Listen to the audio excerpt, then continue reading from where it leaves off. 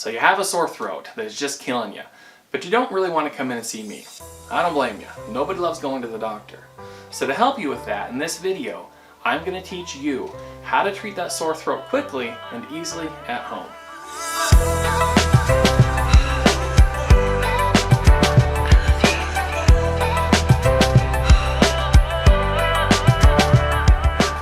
Welcome to Family Med, your medical home for practical and accurate information to help your family make healthy decisions. If you're new here, let me introduce myself. I'm Dr. Eric Richardson, and my passion is helping you cut through all the health information clutter on the internet and giving you the knowledge you need to live a healthier life. Today we're going to address a topic that is one of the most common reasons that I see people in the office. It's a sore throat, and it affects everybody. In fact, there are millions of visits in the United States each year for this very reason. And in all reality, most of those visits are unnecessary. To learn about when it's most important to go to the doctor for your sore throat, make sure you click right here where I teach you when you should go to the doctor and when it's okay to stay home. For the purpose of this video though, we're going to assume that you don't have any concerning causes of your sore throat and that it's safe for you to treat it at home. It's important to remember that the majority of sore throats are caused by a virus that we just don't have a cure for. So going to the doctor to get an antibiotic is not only useless, it also puts all of us in danger of making the bacteria resistant to the medications we have to treat them.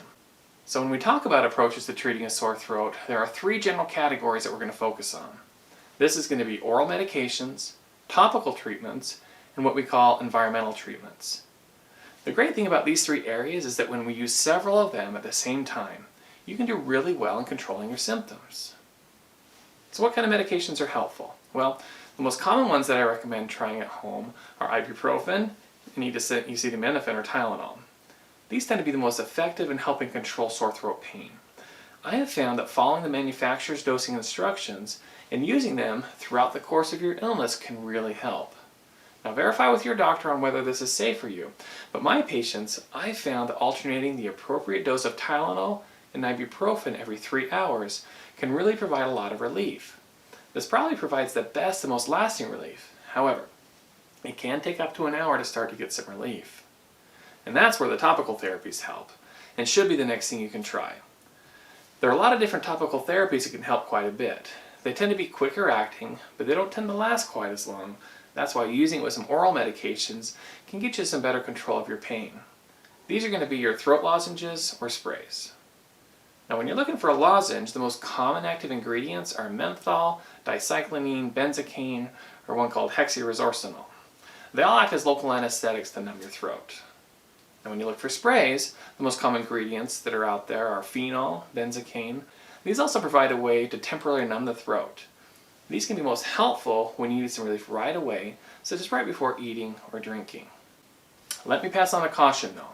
There is a rare reaction that can happen from medicines made from benzocaine. It can cause a rare but a serious and even sometimes fatal reaction called methemoglobinemia. This is a condition where the medicine prevents oxygen from being utilized properly in the blood. Since we're just using this to treat sore throat symptoms, I typically recommend avoiding benzocaine products. So these are the main medications that are available over the counter that you can use to help control the pain related to a sore throat. But you don't just have to rely on medicines to help you get you some relief. There are plenty of things that you can do naturally that can provide some relief. For example, I recommend that you get plenty of rest. Get lots of sleep and avoid talking. Remember, drink lots of fluids. This will keep your throat moist and prevent you from becoming dehydrated. Focus on warm or cool foods and drink. Eating broth or drinking warm water with honey or eating cold treats such as a popsicle can be quite soothing.